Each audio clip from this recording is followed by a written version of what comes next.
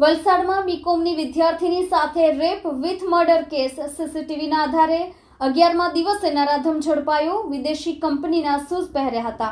આરોપી સામે 10થી વધુ ગુના નોંધાયા હતા। વલસાડ જિલ્લાના પાડીના તાલુકામાં મોતીવાળા રેલવે ફાટક પાસે આવેલી વાડીમાં 14 નવેમ્બરે બીકોમના બીજા વર્ષમાં અભ્યાસ કરતી વિદ્યાર્થીની સાથે થયેલા દુષ્કર્મ અને હત્યાના કેસમાં 11મા દિવસે નરાધમને પોલીસે ઝડપી લીધો છે। આ નરાધમ આરોપીને જ્યારે પોલીસે ઝડપ્યો ત્યારે તેણે વિદેશી કંપનીના 10,000ની કિંમતના શૂઝ પહેરેલા હતા। જો કે આ શૂઝ પણ તેણે ટ્રેનમાંથી કોઈ યાત્રીના ચોર્યા હોવાની આશંકા છે। જ્યારે આરોપી સામે અલગ અલગ પોલીસ સ્ટેશનમાં 10થી વધુ ગુના નોંધાયેલા હોવાનું જાણવા મળ્યું છે। આ દરમિયાન રવિવારના મોડી રાતે વાપી રેલવે સ્ટેશનના પાર્કિંગમાં સીસીટીવી ફૂટેજમાં દેખાયેલો અને એક પગે લંગડો ચાલતો શંકાસ્પદ ઇસમ દેખાતા તેને જીઆરપી ટીમે ઝડપી લીધો હતો અને વલસાડ પોલીસને સોંપ્યો હતો, જ્યાં પોલીસે પૂછપરછ કરતા આરોપીએ ગુનો કબૂલી લીધો હતો। આ શંકાસ્પદ ઇસમ હરિયાણાનો હોવાની માહિતી વલસાડ પોલીસને મળી ચૂકી હતી અને પોલીસ હરિયાણા તપાસ માટે ગઈ હતી, પરંતુ ત્યાં તેનો પત્તો મળ્યો ન હતો। આ માહિતી જાહેર થયા અને ગુનેગાર ભાગી છૂટે તેવું હોય પોલીસે ખાનગી રાહે વાત ગુપ્ત રાખી તપાસ કરી હતી। જો કે રવિવારે રાત્રે પોલીસને આરોપીને ઝડપવામાં સફળતા મળી હતી। પોલીસની પ્રાથમિક તપાસમાં જાણવા મળ્યું હતું કે મૂળ હરિયાણા અને હાલમાં રખડતો ભટકતો શકમંદ યુવકે તેના બાળપણમાં એટલે કે જ્યારે 4થા ધોરણમાં ભણતો હતો ત્યારે સાયકલની પ્રથમ ચોરી કરી હતી। ત્યારબાદ તે ચોરી અને અન્ય ગુનાહિત પ્રવૃત્તિના રવાડે ચઢી ગયો હતો। ખાસ કરીને રાત્રિએ ટ્રેનમાં મુસાફરી કરતા યાત્રીઓના મોંઘાદાટ સામાનની ચોરી કરતો હતો। આરોપીને પોલીસે ઝડપ્યો ત્યારે તેણે વિદેશી કંપનીના 10,000ની કિંમતના શૂઝ પહેરેલા હતા। જો કે આ શૂઝ પણ તેણે ટ્રેનમાંથી કોઈ યાત્રીના ચોર્યા હોવાની આશંકા છે। જ્યારે આરોપી સામે અલગ અલગ પોલીસ સ્ટેશનમાં 10થી વધુ ગુના નોંધાયેલા હોવાનું જાણવા મળ્યું છે। ગઈ 14મી નવેમ્બર 2024ના રોજ પાડીના મોતીવાળા વિસ્તારમાં નિશાળ ફળિયા વિસ્તારમાં એક દીકરી 19 વર્ષની દીકરીને હોસ્પિટલ લાવવામાં હતી સાંજના 6:30 વાગ્યાના અરસામાં અને દીકરીનું શંકાસ્પદ હાલતમાં મૃત્યુ થયેલું જણાતા તાત્કાલિક પોલીસની તમામ ટીમો ત્યાં પહોંચી ગઈ હતી।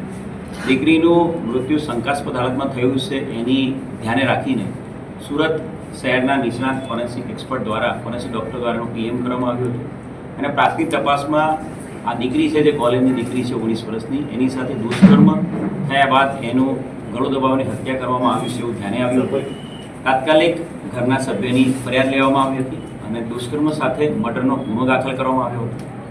બનાવની ગંભીરતાને ધ્યાને રાખીને જિલ્લાના 4 DYSP Pardi police station crime branch SOG સહિત જિલ્લાના અન્ય 10 પોલીસ સ્ટેશનના પીઆઈઓ કુલ 12 જેટલા પીઆઈઓ 20 પીએસઆઈ 300થી વધુ પોલીસ જીઆરડી હોમગાર્ડ આ સમગ્ર બનાવમાં તપાસમાં જોડાયેલા હતા। આ તપાસમાં જે બનાવના સ્થળેથી બેગ મળી આવી હતી એ બેગમાં મળેલા કપડાના વર્ણનના આધારે અને રેલવે સ્ટેશનની નજદીકતાને ધ્યાને રાખીને ઉદવાડા રેલવે સ્ટેશન અને આસપાસના જિલ્લાના તમામ રેલવે સ્ટેશન ઉપર તપાસ કરવામાં આવી હતી। આ તપાસમાં અલગ અલગ રેલવે સ્ટેશનના આરપીએફના અધિકારીઓ સાથે સાથે ગુજરાત રેલવે પોલીસના તમામ અધિકારી કર્મચારીઓનો પણ ખૂબ સપોર્ટ મળ્યો હતો। વાપી રેલવે સ્ટેશન ખાતેના સીસીટીવી કેમેરા ચેક કરતા વાપી રેલવે પોલીસ અને વાપી વલસાડ જિલ્લા પોલીસને એક સારી સફળતા મળી હતી કે જેમાં બનાવના સ્થળેથી મળેલા કપડાના વર્ણનવાળો એક વ્યક્તિ એ કપડાં પહેરેલો અને એ જ બેગ સાથેનો એક વ્યક્તિ અમને શંકાસ્પદ મળ્યો હતો, જે અમારો બનાવનો એક પ્રાઇમ સસ્પેક્ટ હતો અને સીસીટીવી ફૂટેજમાં પણ અમને ક્લિયર કટ એક આઈડિયા મળ્યો હતો કે આ જ વ્યક્તિ વાપીથી ઉદવાડા રેલવે સ્ટેશન પર બનાવના સમયે જ્યારે દીકરી ટ્યુશનમાંથી ઘરે જઈ હતી ત્યારે રેલવે સ્ટેશન પર ઉતર્યો હતો।